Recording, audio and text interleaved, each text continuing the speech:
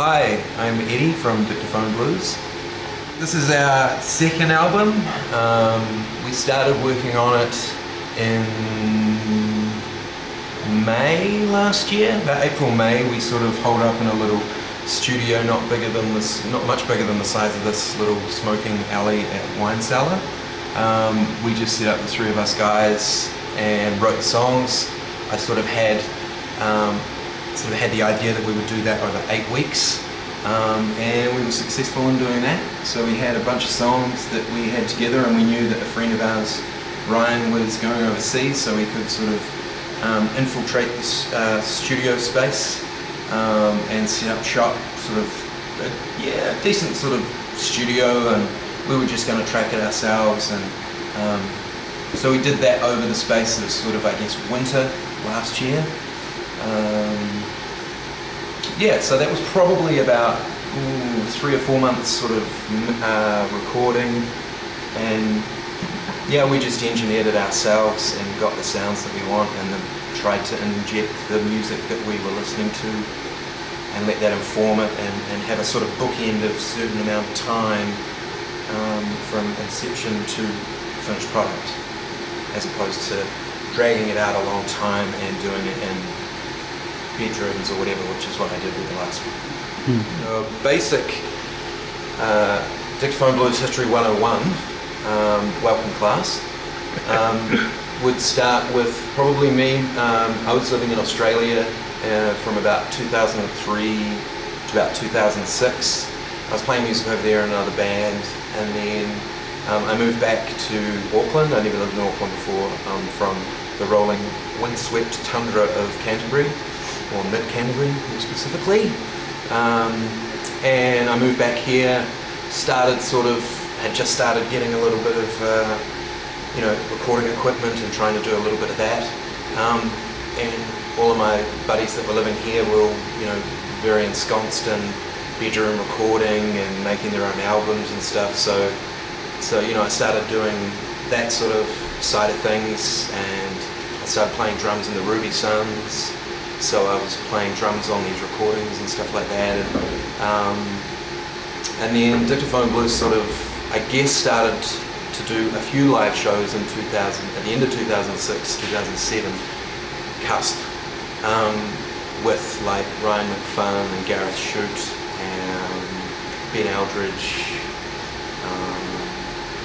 and another guy, Kelly Corgan, and we played in and out for a couple of years, and then I was playing in other bands. I was playing drums in the Ruby Stuns. I did some touring with them, and then I did a stint of touring with the Brunettes, playing bass and guitar.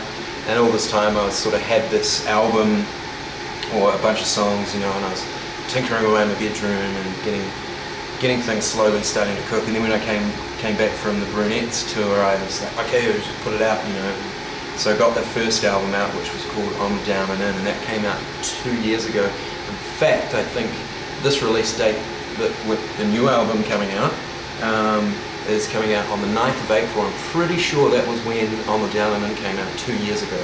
So that's kind of quite nice.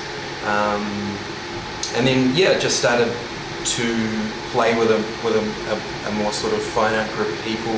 All the other guys were off doing other things, so I started playing with Miles Allpress on drums and Rob Collins on bass.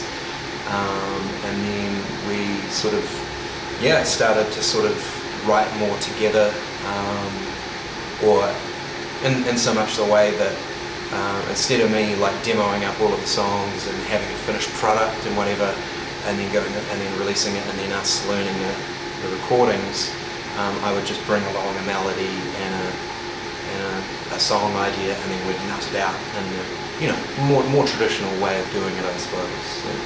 So there was the writing process with the three guys, and then we got together in the studio.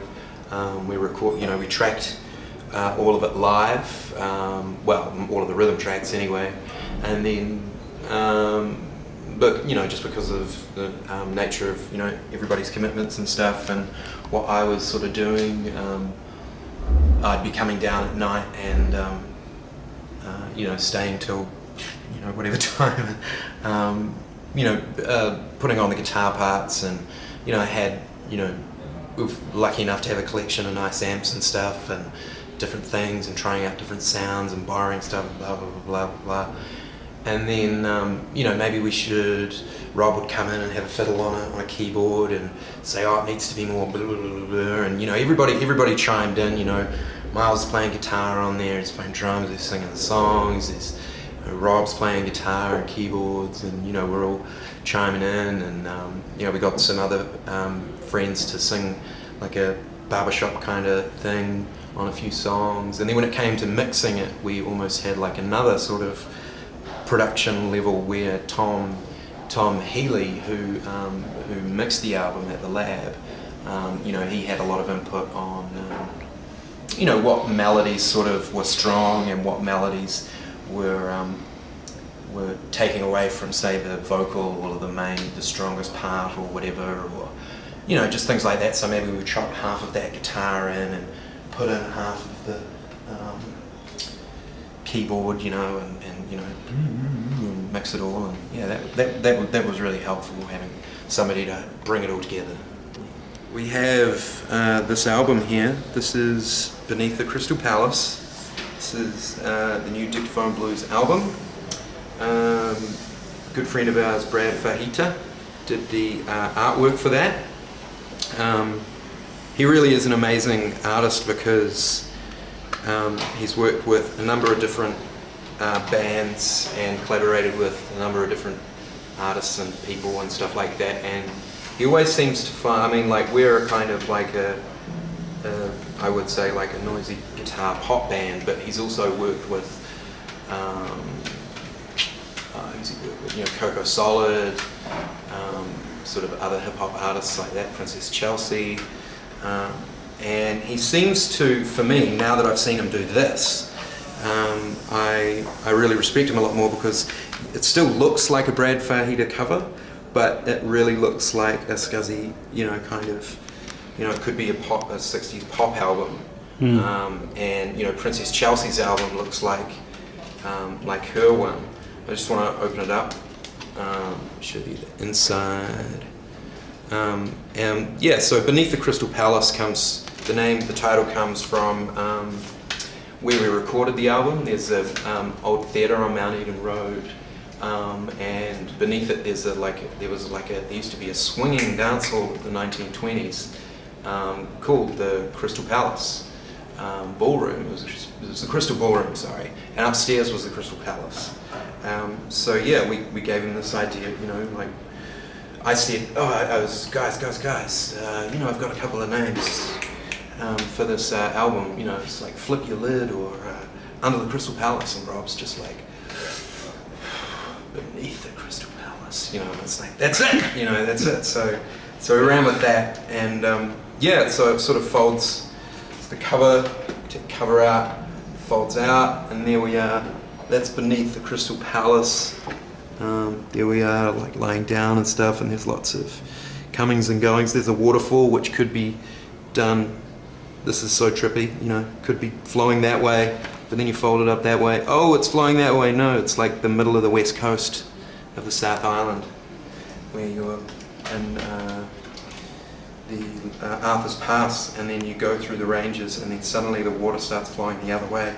I remember that as a kid. It was always so crazy. I'm Eddie from Dictaphone Blues. Thanks to Cheese on Toast for having us on the World Wide Web. Don't forget to buy our album. It comes out on the 10th of April. That's Tuesday, I think, in a couple of weeks. And we're hitting the road all through April, there's a show coming near you. Yeah, we're touring with a good friend of ours, Matthias Jordan, who's an absolute keyboard noise whiz, and we're really excited to be coming out and playing some shows for you and having some drinks. So see you soon.